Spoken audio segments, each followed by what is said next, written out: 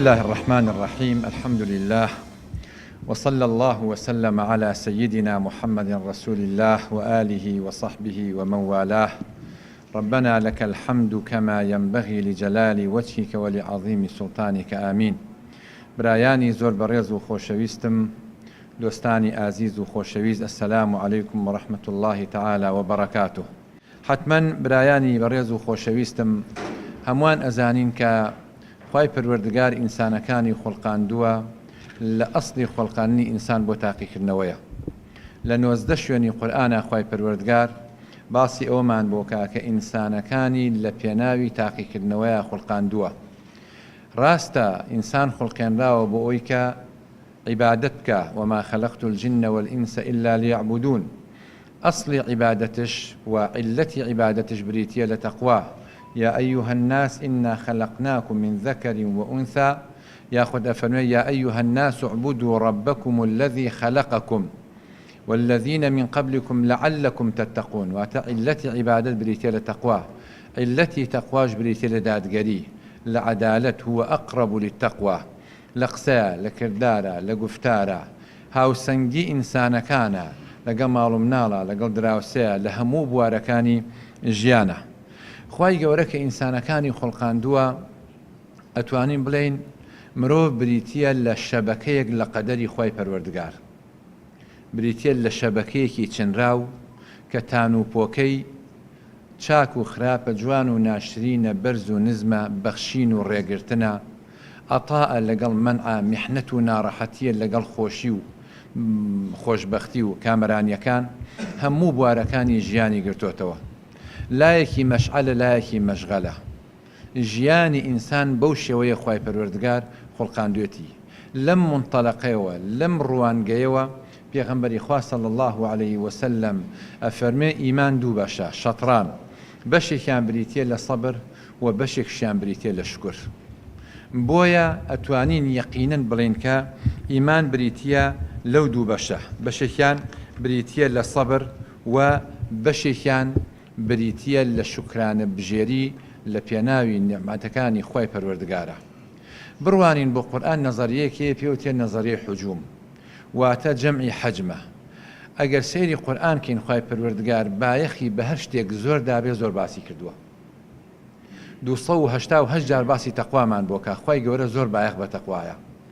110 جار خوای پەروەردگار باسی حکمەتمان بۆکە و مشتەقاتی حکمەت، واتە خوای پەروەردگار زۆر زۆر بایەخی پێیە. یەکێکی تر لەو شتانی کە خوای پەروەردگار بایەخی پێیە پێوتێ ئیبتیلا، یاخود ئیفتیتان، یاخود ئیختیبار، یاخود ئیمتیحان. هەر ناوێکی بنین گرنگ ئەوەیە تاقیکردنەوەیە. ئینسانەکان تووشی تاقیکردنەوە ئەکا بە بەڵاو موسیبەت و ناڕەحەتی یا بەخۆشی و بەخشندەیی کە کۆمەکێکی زۆری ئەکا. لەسەر یەکەمیان سەبر بگرێ، لەسەر دووهەمیان شکرانە بژێری خوای پەروەردگار بکە. لە قورئانە خوای پەروەردگارە فەرمێ ئینا خەلەقناکم من نوطفة ئەمشاج نەبتەلیه.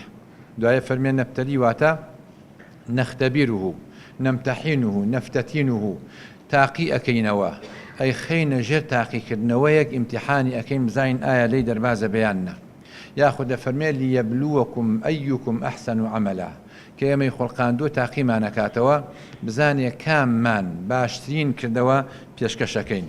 يا لسورة عنكبوت فرمي أحسب الناس أن يتركوا أن يقولوا آمنا وهم لا يفتنون.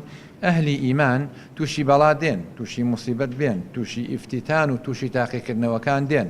تاخواي پروردگار چاك و خراب ليك جاكاتو، جوان و ناشرين ليك جاكاتو، نفسكان ليكتي جاكاتو.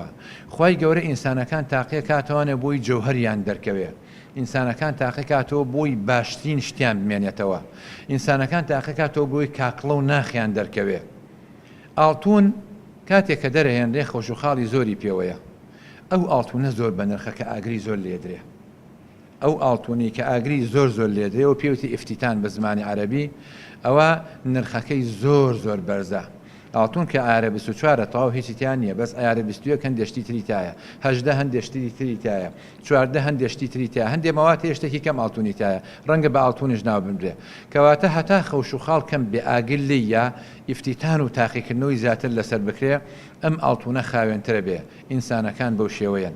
بڕوان بۆ ئەو کەسانی کە سەرکەوتون لە ژیانیانە، میحنەتی زۆریان توش بووە، ناڕەحەتی و سەختی زۆریان توش بووە.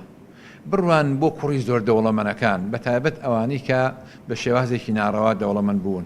کوڕی کامیان ئیبداعێکی هەیە، کوڕی کامیان داهێنانێکی هەیە، کوڕی کامیان وەرزشکارێکی سەرکەوتووە، یا قیادەیەکی سەرکەوتووە، یا تەلەبەیەکی سەرکەوتووە، یا توانیوێتی کەوا دەستکەوتێکی باش بەدەست بێنێ لە هەر بوارێکی سەرکەوت نابێ.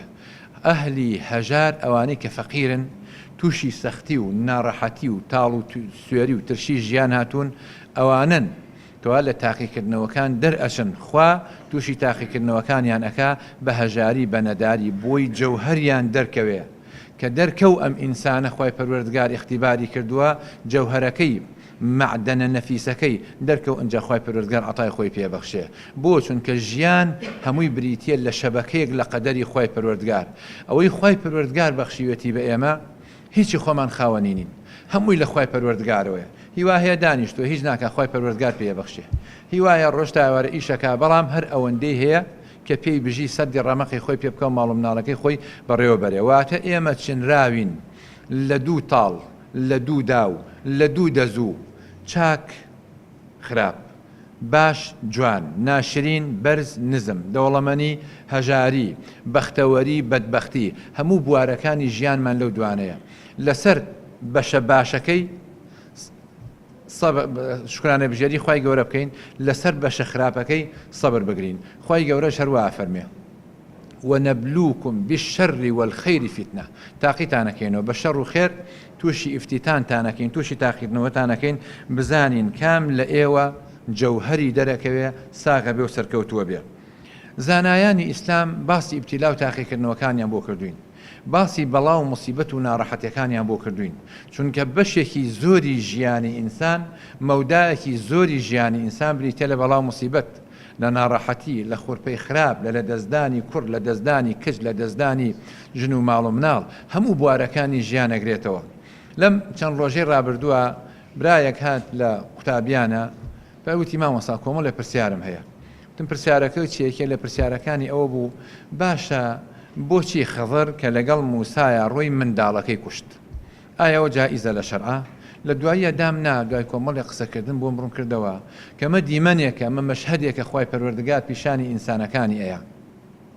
ئەی ئینسان تۆ خۆت خاوەنی خۆت نیت. ئەی ئینسان کاتێ مناڵەکەت لێ ئەسێنمەوە معنای وان نییە من دوژمنی تۆم. ئەی ئینسان لە کاتێکا کە ئەبەخشم بە کەسێک معنای وان نییە من دۆستی ئەوم. ئەی ئینسان مەرج نییە شیر و شێر وەکو یەکوا بێ. ئەی ئینسان مەرج نییە هەموو کەسێک کە پێکەنی دڵخۆش بێ. مەرج نییە هەموو کەسێک کە گریا خەفەتبار بێ. مەرج نییە هەر کەسێک دەوڵەمەند بوو کامەران بێ. مەرج نییە هەر کەس هەژار بوو سوالکەر بێ. بەو چاوە نابێ ئینسان بڕوانێ، ئەبێ ئینسان ڕۆچێ بە ناخی معناکانە بڕواتە خوارەوە، بۆ جەوهەری شتەکان بڕوا، بۆ ئایندەی و مەئالاتی ڕووداوەکان بڕوانێ. مەرجنی ئەم ژیانی دنیا تەنها سێری توێکڵەکەی بکەین، بڕوانن بۆ ناخ بە جەوهەرە ئینسان بڕواتە خوارەوە. کاتێکە ئینسان مرتەکەزێکی ئەبێ، پایەکی ئەبێ شانی لەسەردایە کە دوو جۆرە، پایەکمان هەیە دەرەکیە، پایەکمان هەیە ناوەکیە.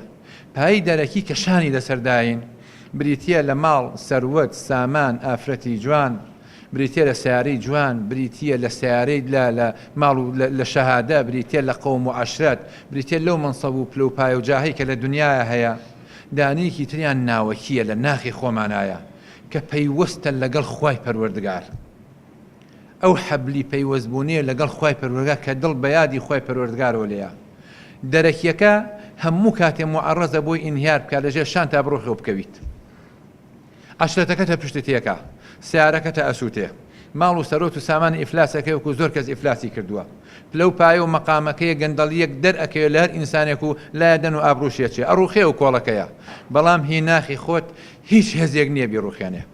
ئەگەر هەموو دنیاش دژی بێ، مادام کۆڵەکەیەکە هەیە احتیمادی کردوتە سەر شانێ لە سەردایاوە لە هەموو بەڵام مصیبەت و ناڕەحەتێکا تۆ خۆتەگری خوای پەروەردگار بۆ تاقی تەکاتوانێ و سەرکەوتوش دەکا خوای پەروەردگار ئەبەخشێ پێت لە ڕێژەیەکی کەمش بزانێ ئایا تۆ ئەبەخشیت ويؤثرون على أنفسهم ولو كان بهم خصاصة لسوريا صالي 2009 مانگی یەک درا لە کەرتی غەزە ئیسرائیلیە لە سووریا مامۆستایان دانیشتن لە مزگەوتێکی زۆر گەورەیە دەستیان کرد بە کۆکردنەوەی کۆمەک لەسەر مێزێک ئاوە کۆمەڵێک مامۆستا دانیشت بوون یەکێکی بەتەمەنی ڕیسپی 80 ساڵ لە ناوەڕاستیان دانیشت بوو یەکێک هەڵەسا 300,000 لیرەیە یەکێک هەڵەسا ملیۆنێ لیرەیە هەر یەکە ئەها شتێک پارەیە وەکو کۆمەک بۆ کەرتی غەزە کۆیانە کردەوە دواتر لە ناو خەڵکەکە هەزاران کەس کە دانیشت بوو گەنجێک هەستا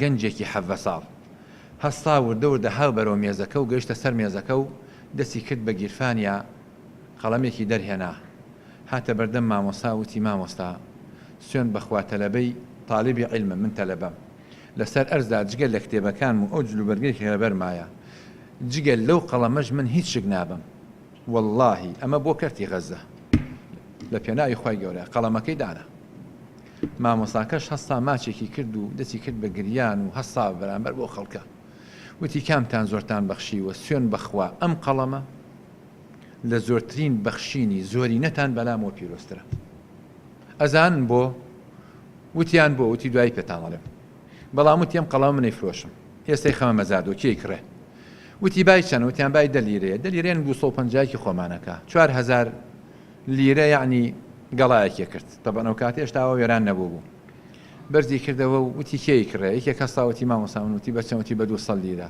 وتی کێیت یەکێوتی بە 1000 لیرە یەکێوتی بە 10,000 لیرە یەکێوتی بە 50,000 لیرە دەی ڕۆی ئاخر کەس وتی منەمێ وتی بە چەند وتی بە 300,000 لیرەی کڕمە قەڵەم جافێک هەشتا وەرەقەیە کرد بای 250 تەبع بوو وتی بۆ چیتە وتی وەڵام مامۆستا هەر کاتێک کۆشکی ئیخلاسم لاواز بوو درەختی ئیخلاسم لاواز بوو کۆشکی دڵسۆزیم بەرەو ئینهیار و داڕمان ڕۆی ئەچم لە ناو سندوقی یادەوەریەکانی خۆما ئەم قەڵەمە دەرێنم بۆنێکی پێوەکەم بۆ ئەوەی تاموبۆنی ئیخلاس و دڵسۆزی بکەم سەر لە نێو ئیمانەکەم بگەڕێتوانێ بۆ شوێنی خۆی ئەزانن ئەو قەڵەمە چی نرخەکەی بەرز کردەوە خۆشەویستەکانم ئیخلاس دڵسۆزی لە پێناوی خوای پەروەردگار شکرانە بژێری لە پێناوی خوای پەروەردگار خۆراگرتن بەرامبەر بەڵاو موسیبەتی نەداری و هەژاری ئەو ساتە وەختانەی کەوا دوژمن چواردەوتەگرێ ئەو ساتە وەختانەی کەوا پارە لە گیرفانتانیە